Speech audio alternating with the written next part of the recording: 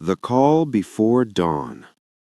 Before the sun rose over the desert, before the world knew his name, he stood alone, torn between fear and destiny.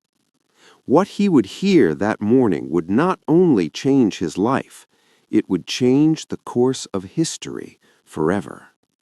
The air was still, not silent, but heavy, like the desert itself was holding its breath.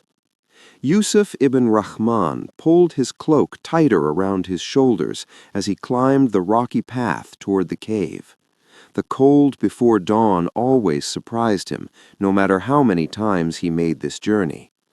Below him, the city of Mecca slept in shadows.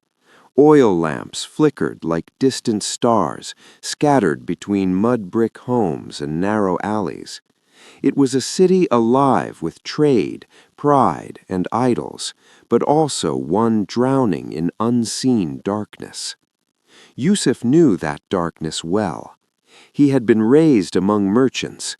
His father, Rahman, was known in the markets, respected, feared, and at times envied.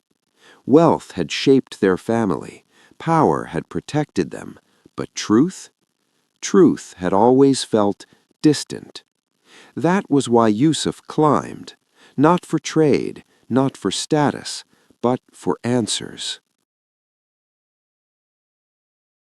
The cave loomed ahead, small, jagged, carved by time and wind into the side of the mountain.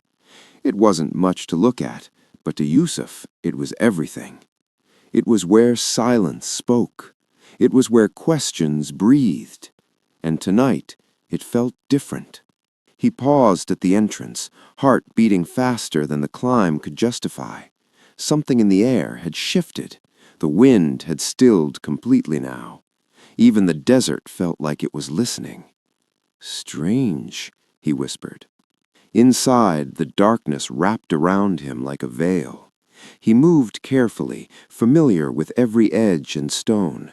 He had spent countless nights here, reflecting, thinking, trying to understand the contradictions of his world. Why did people bow to stone idols they themselves carved? Why did the strong devour the weak? Why did truth feel so rare, yet so necessary? He sat down, back against the cool rock wall, and closed his eyes. "Guide me," he murmured softly. It was a prayer he wasn't sure how to complete. Not yet. Time passed. Or maybe it didn't. In the cave, time lost its meaning. But then, a sound. Not from outside, not from within. Something else. Yusuf's eyes snapped open. "Who's there?" His voice echoed slightly against the stone. No answer. Only silence. Yet it wasn't the same silence as before. This one felt alive, watching, waiting. His breath grew shallow. For the first time since he began coming here, Yusuf felt something he couldn't control. Fear. Real fear. Not of men, not of loss, but of the unknown. He stood up slowly, every instinct telling him to leave, to run back down the mountain, back to the familiarity of Mecca, back to noise and distraction. But something held him in place, a force beyond logic. Then it happened. A voice, clear, powerful, unmistakable. "Read." Yusuf froze. His mind raced. "What?" he whispered, barely audible. I cannot read," he said, his voice trembling. The command came again, stronger, closer. "Read." The cave seemed to pulse with the sound. Yusuf felt it in his chest, in his bones, like it was calling not just his ears, but his soul. "I cannot read," he said again, this time louder, panic rising. The air tightened. For a moment, he thought his heart might stop. Then, silence, sudden, absolute.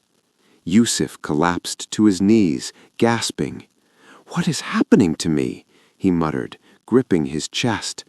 Had he lost his mind? Was this madness? Or something else? Outside, the first light of dawn began to touch the horizon, soft, golden, gentle. But inside Yusuf, a storm had begun. He stumbled out of the cave, the cool air hitting his face like a wake-up call. The desert stretched before him, vast and endless. Yet, for the first time, he felt small. Not in weakness, but in realization. As he descended the mountain, one thought echoed in his mind over and over. That voice, it wasn't human. It wasn't imagination. It was something greater, something undeniable. Back in Mecca, life was beginning to stir. Merchants prepared their goods. Children ran through the streets. The idols around the Kaaba stood tall, silent witnesses to a city unaware of what was about to unfold. Yusuf walked through the market like a man changed, because he was. At home, his mother noticed immediately. "You look pale," she said, concern filling her voice. "Did something happen?" Yusuf hesitated. How could he explain something he didn't understand himself? I heard something," he finally said. "What do you mean?" He looked at her, eyes searching for reassurance. "For the first time, I feel like I'm not alone in this world." That night, Yusuf couldn't sleep. Every time he closed his eyes, he heard it again. Read. But what did it mean? What was he supposed to read? He didn't even know how.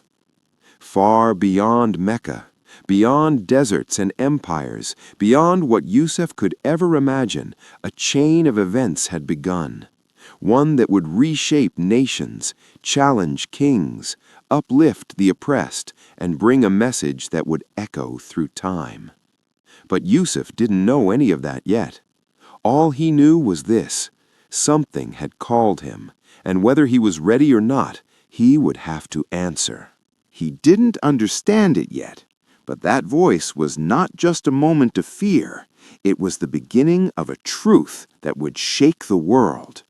And the next time he returned to that cave, he would not be the same man, because what was waiting for him was far greater than he could ever imagine.